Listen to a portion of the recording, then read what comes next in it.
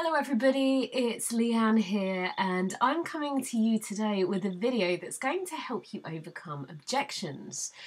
So when you present our products or our opportunity to people, you hear the same old things. It's too much money, I haven't got the time, there's too many people doing it, and so on. So I'm going to give you some helpful tips today that are going to help you to develop the right mindset and the right techniques to tackle these issues. So remember that as presenters, we all have the same objections and we all have the same obstacles to overcome. So if other girls are doing it, it means that it's possible. And the one thing that we need to change is our own approach. So I'm sorry if I sound a little bit croaky. I've got a bit of a cold, but I'm going to try and get through this without too much croaking and sniffling. So, first of all, I want to talk about the beauty industry. In the UK alone, the beauty industry is worth £17 billion, making it one of the most lucrative industries in the country. And with Younique, we are not just confined to the UK. So this means that looking good for women is an essential part of life. The average woman is thought to spend £100,000 on beauty products throughout her lifetime. We clearly love the process of making ourselves look beautiful, and it's this enjoyment that's driving such rapid growth in our industry. So what this tells us is that people really are willing to spend money on looking good if they value the product enough. So what are the main objections that we get when we're trying to sell and recruit? Well, with selling, you get pretty much standard set of objections. It's too expensive, I found it cheaper on eBay, I have sensitive skin and eyes, my husband makes these decisions, or I don't like spidery lashes. And then with recruiting, you get I can't afford it, I need more information. Again, my husband makes these decisions. I'm not interested. Oh, sorry, it's a bad time, or I don't have enough time, or I need to think about it. So what you need to remember is that an objection isn't really an objection. It's actually a request for more information. Or another way to put it is that it's a prospect's concern or fear that needs to be addressed before you can continue to guide them through the process. So they've already showed an interest, so you know that they are warm to the possibilities. They're not saying, no, I don't want to and never will buy your product or service. What they're really saying is, I'm saying no because you haven't given me enough of a compelling reason to buy from you, or haven't satisfied all of my concerns and priorities. So instead of fearing objections, embrace them, because every objection provides you with a new opportunity to share the right information with a customer. So our task as presenters is to create new possibilities that may never have existed before. New needs, new solutions, new priorities, even new needs that your buyer didn't realise existed before. And what we don't want to do is bombard them with messages containing information on why they're wrong.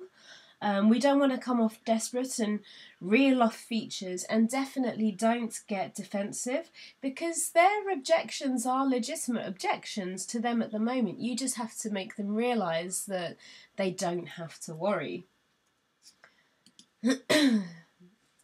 So selling. When price is the biggest hurdle to overcome, you need to help your customer justify the cost. And you need to remember that people don't buy based on price alone. Most people, in fact I would say all people, will pay more for products for convenience, quality, extra features or prestige. And if this wasn't the case, then we would all be driving around second-hand Ford Fiestas. So we know that the quality of our products is second to none, and the results people achieve are worth every single penny. Every presenter in Younique has the same pricing structure to work within, and we all receive the same objections. So if some girls are making it work, we all can. So when overcoming price objections, don't just reel off features. Try breaking it down into how the product is going to add value to your customer, and paint a mental picture for them of what it's going to be like to have that product. And also, make sure they realise that Younique is unique, so they don't buy it from eBay or from a cheaper competitor. So I'm going to use our mascara for example. So we know that our mascara lengthens by 300%. It's hypoallergenic, it's cruelty-free and all natural based. So when we don't want to just reel off these features when somebody says it's too expensive. Instead, we're going to focus on what the individual desires in a mascara. So maybe ask what they look for in a mascara. But anyway, if it is just a question of wanting a good mascara but they think it's too expensive, you would say something like, only if you're comparing it with other mascaras. Ours isn't a typical mascara. Just imagine having the same impact as falsies, but without having to fiddle around with glue and discomfort for ages. Our fibre mascara gives you that effect, and you can achieve it quickly every single day, and it's much cheaper than extensions or falsies.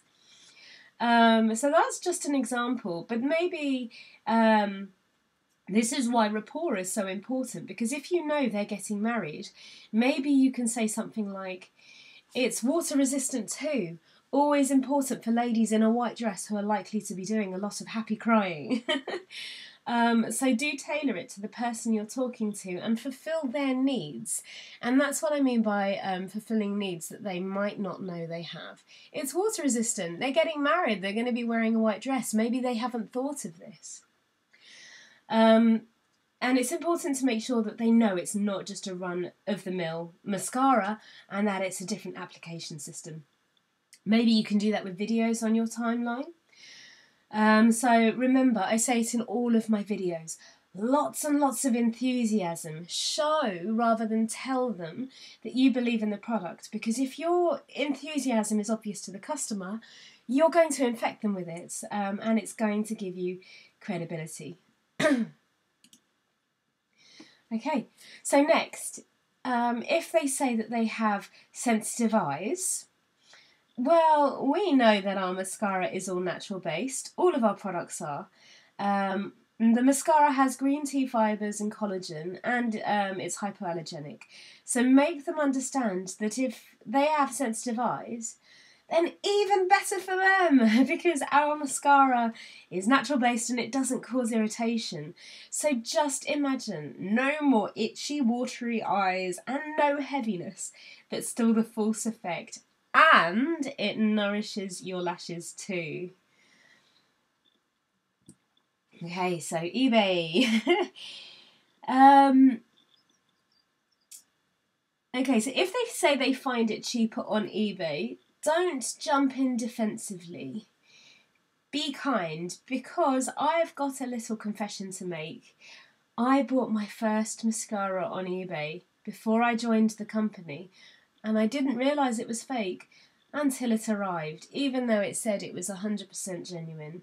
So we all like to save on pennies if we can. So empathise with them over that, because it is a natural reaction.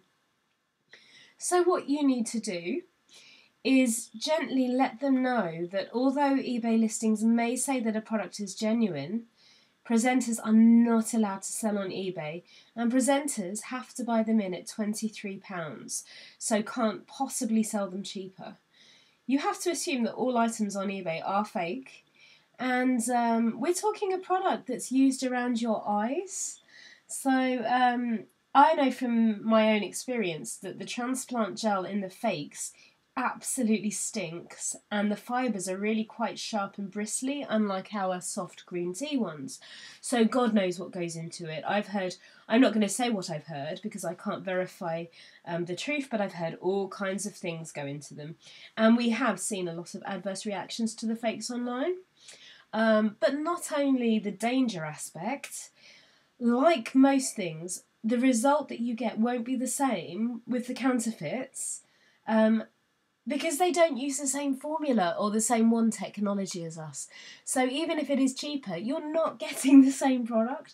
So if you look at it that way, £10 for a mascara is for a fake mascara is actually quite expensive when you could probably get one in Rimmel that's going to do the same thing, and you know what goes into it. So eBay, not a valid objection in my eyes. But I also want to take this opportunity, and this is very important.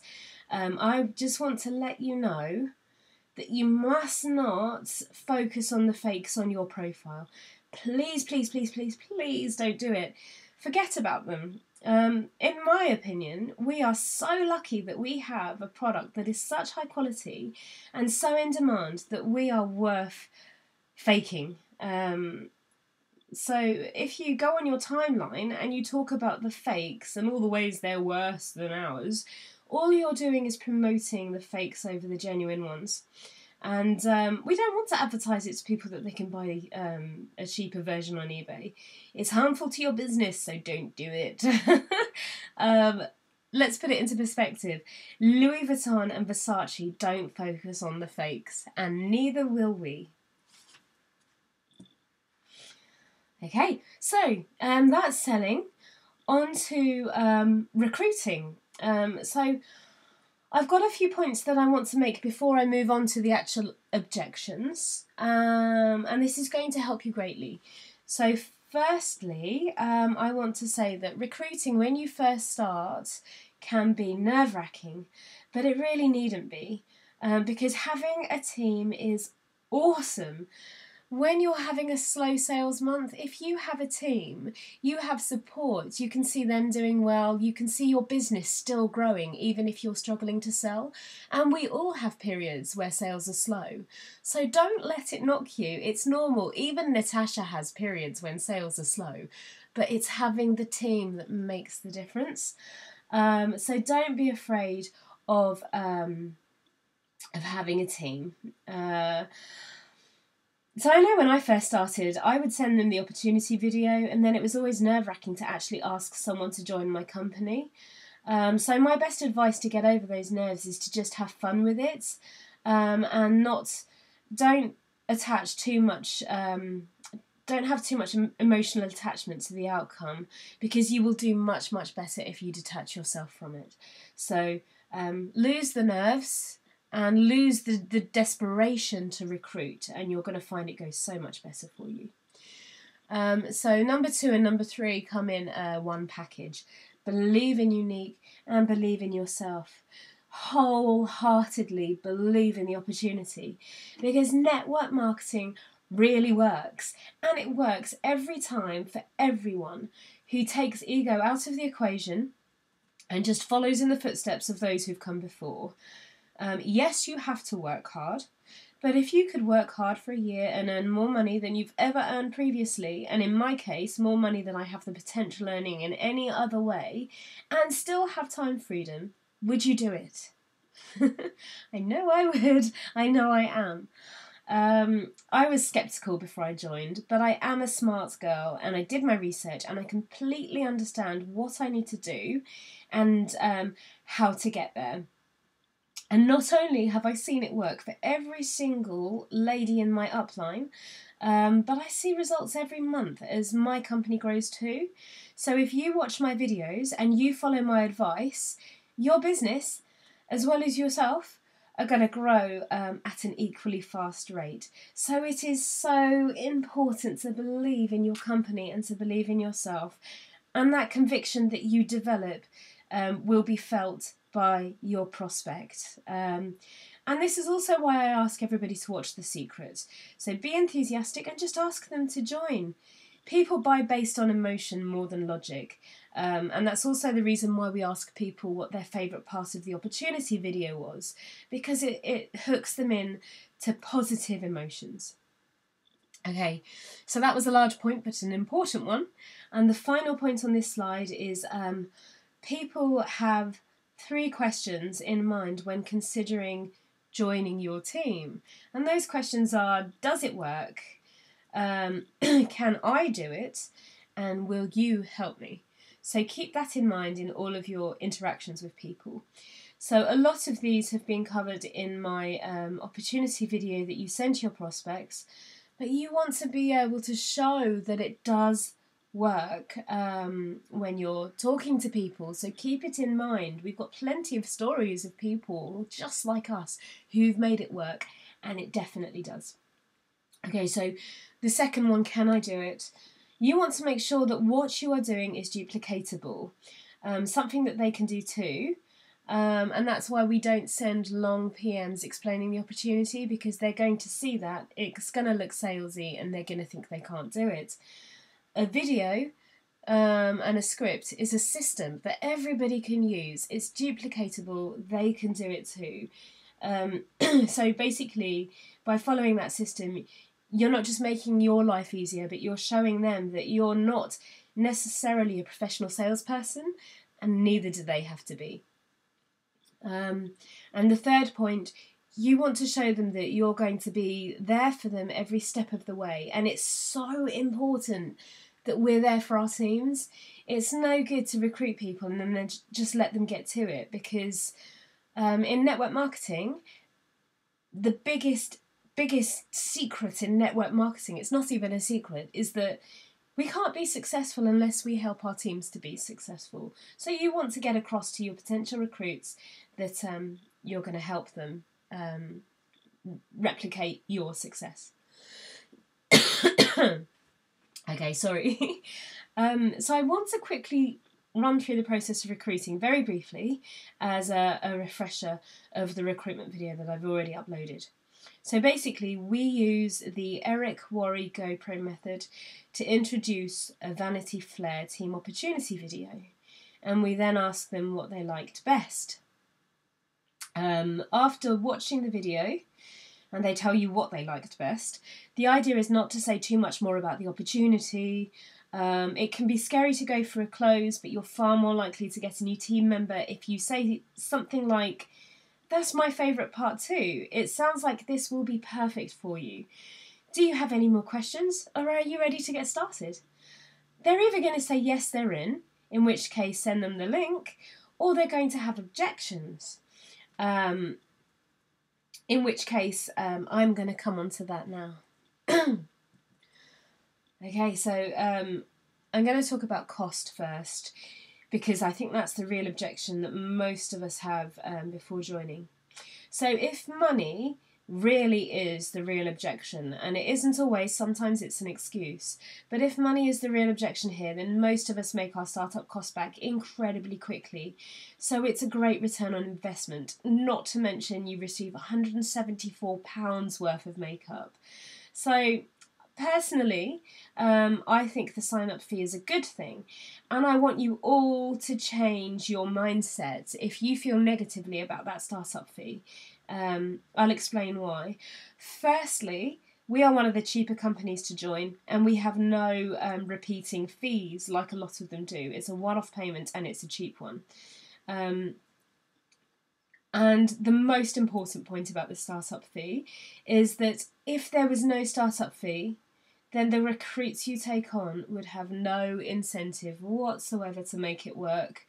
They could buy on a whim and then never do anything. So the fee makes it a considered decision, and it means that your new team member is willing to work their business to make their investment back.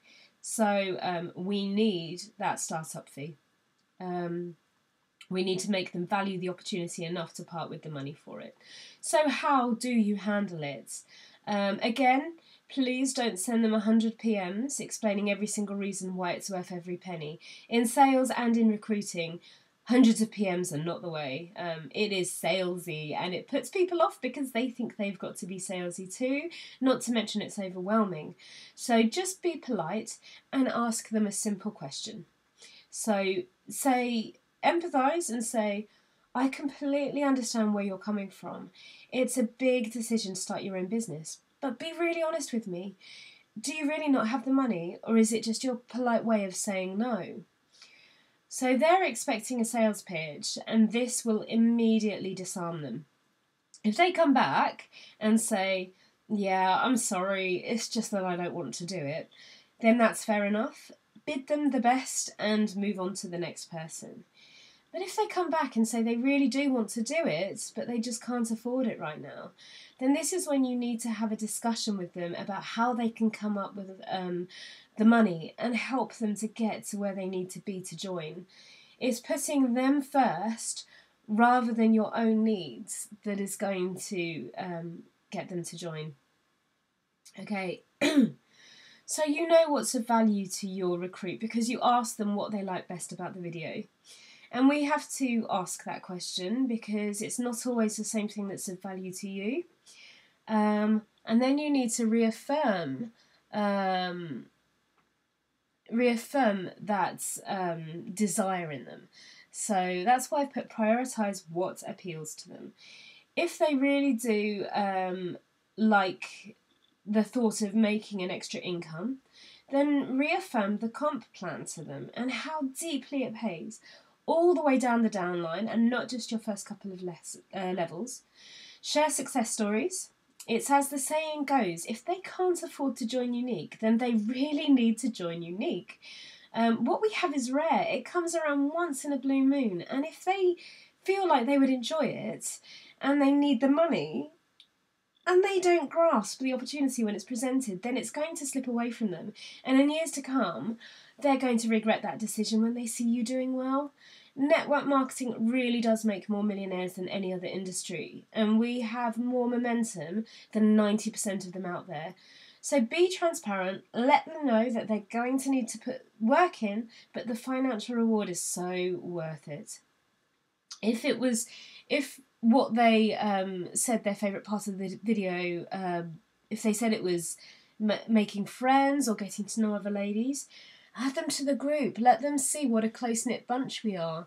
Whenever we go to conferences, we're going to put photos up of us all together and just reaffirm the fact that there's no better way to make friends than by joining Younique. I've got more friends in this area. I only moved here in September, and I've got more friends than I made in my last home in a year and a half. So reaffirm that for them.